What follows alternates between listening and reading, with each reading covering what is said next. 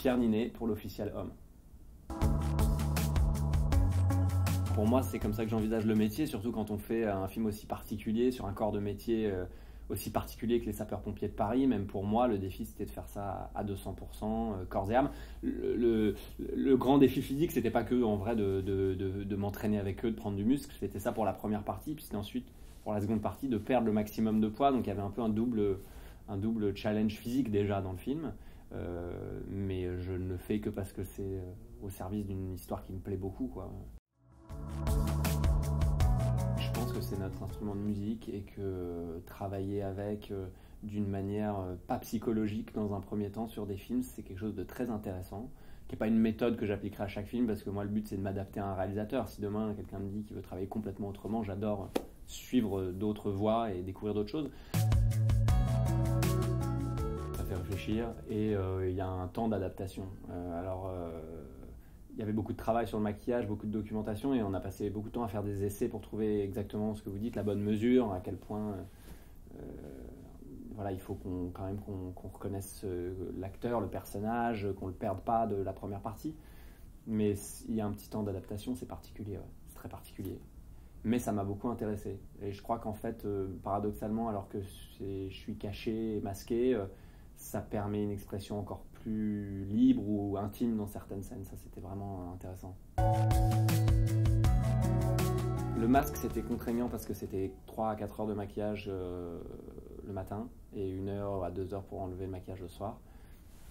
Dans ce sens-là, c'était contraignant. Mais en même temps, j'ai trouvé assez vite une zone, un endroit à mettre dans ma tête pour pas péter un plomb et pouvoir tenir le coup des 150 heures de maquillage qu'on a fait.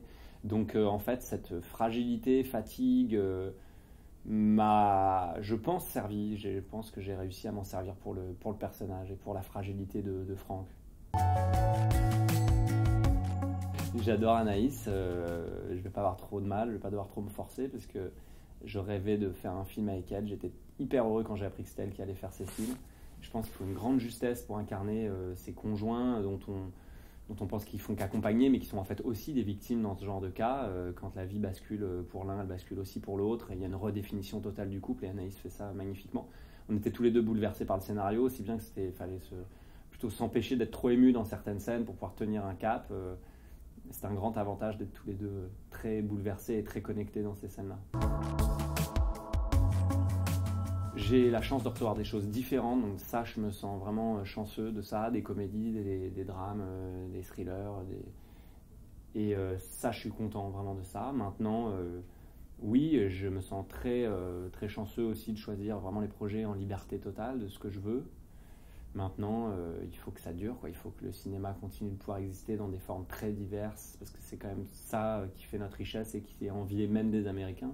Donc il ne faudrait pas que ça s'arrête, quoi. Il faut qu'on continue à être capable de faire ça, que les gens continuent à aller au cinéma évidemment, mais aussi qu'on prenne des risques entre guillemets sur des choses toujours, c'est bien. Je sais pas comment les gens me voient en fait. Déjà parce que j'ai pas envie de m'encombrer de ça. Et puis que moi je me suis jamais trouvé beau, donc c'est jamais un truc où je me suis dit oh là là, ça peut être un problème à aucun degré. Je me suis jamais perçu comme ça.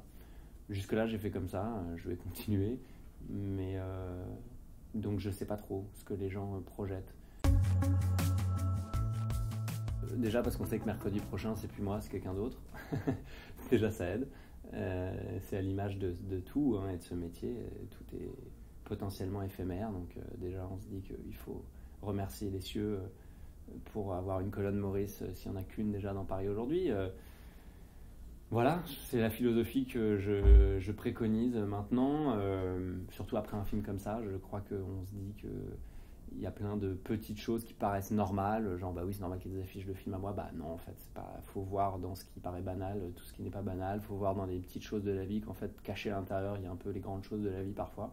Je pense que le film raconte ça et que du coup je m'en voudrais et je me suis promis de profiter plus de tout ce genre de choses.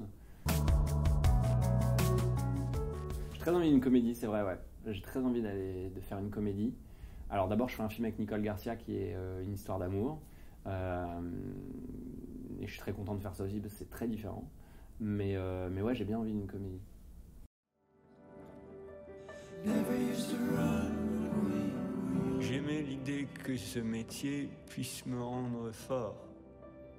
Sometimes you wanna go back. Invincible d'une certaine manière. But it don't work like that. Do you feel it? J'ai sauvé et j'ai péri.